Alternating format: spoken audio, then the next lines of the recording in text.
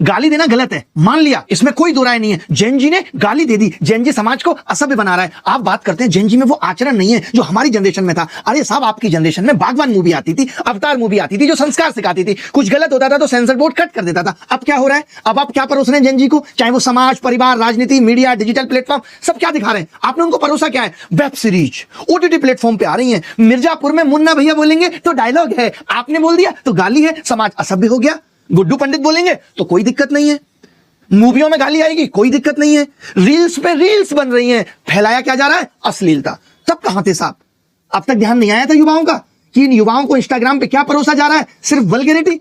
लेकिन entertainment industry क्या कह देती है? यही बिकता है। सोशल मीडिया कहता है यही चलता है। जब यही चलता है तो अब प्रधानमंत्री जी को कहने पे आपत्ति इतनी बड़ी हो गई, यानी तब तक गाली बुरी नहीं है जब तक प्रधानमंत्री जी को ना दी जाए।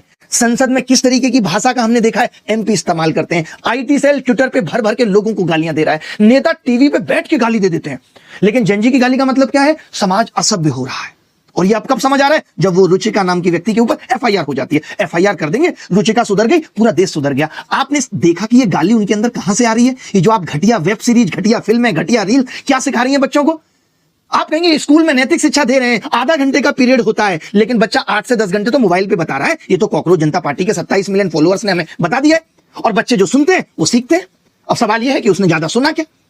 तो ये जो गाली कल्चर है, इसको किसने सामान्य बना दिया? आप उम्मीद करते हैं कि जड़ में जहर डालेंगे और फल मीठा आएगा, इसकी उम्मीद में बैठे हैं।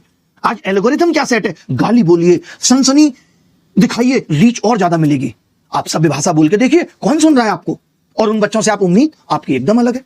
जो बच्चे बेरोजगार हैं, जिनके अंदर दर्द है, जो पूरे दिन मोबाइल पे बैठे हैं, वो अपनी फ्रस्ट्रेशन अगर गाली के तौर पे निकाल दी तो ये एक बहुत बड़ा पाप हो गया है। अब एफआईआर से पूरे समाज को सुधार दिया जाएगा, सभ्य समाज को सभ्य बना दिया जाएगा। मतलब एकदम समझ से परे है। जिस बच्चे को ठीक वक्त पे जॉब नहीं मिल पाई, जिस बच्चे को 12th के बाद अच्छा कॉलेज नहीं मिल पाया, आप कह रहे हैं कि वो फ्रस्ट्रेट भी ना हो।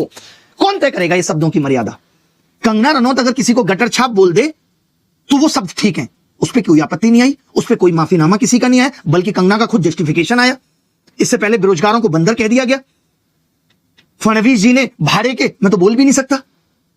तो ये कौन तय कर रहा है कि भाषा की मर्यादा क्या है? Who will decide? ले आइए इस पे भी एक बिल, बैन कर दीजिए गालियों को।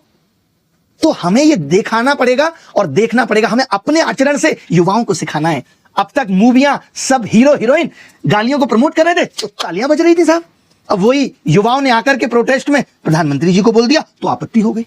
ये दोगलापन नहीं चलेगा साहब।